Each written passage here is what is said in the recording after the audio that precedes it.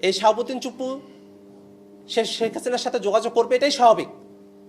কারণ শেখ হাসিনা তাকে পেলে পুষে রাষ্ট্রপতির আসনে অধিষ্ঠিত করেছিল। এই শেখ হাসিনা তার সমস্ত অপকর্ম সবগুলোকে সে বৈধতা দিয়েছিল। এই শেখ হাসিনা যে মানবতা বিরুদ্ধে অপরাধ করেছিল তার সাথে সে যুক্ত থেকেছিল।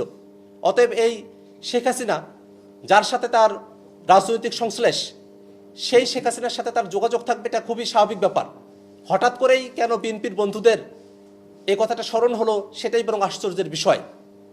বরং আমরা তো বিএনপির যারা সরকারে আছেন তাদেরকে অনেক আগেই আমরা এটা জানিয়েছিলাম যে শাহাবুদ্দিন চুপ্পু সে দেশের বিরুদ্ধে কাজ করেছে, দেশের বিরুদ্ধে কাজ করে যাচ্ছে।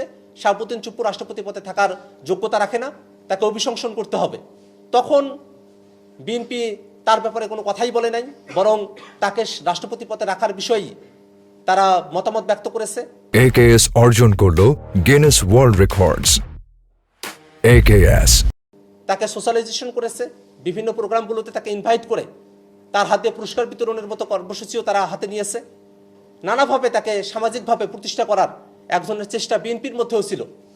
বিএনপি হয়তো ভেবেছিল সংসদে গিয়ে বিএনপির লেখা বক্তৃতা তিনি দিয়েছেন, শেখ হাসিনাকে স্বৈরাচার বলেছেন, তাতেই তারা তৃপ্তির ঢুকে তুলেছেন।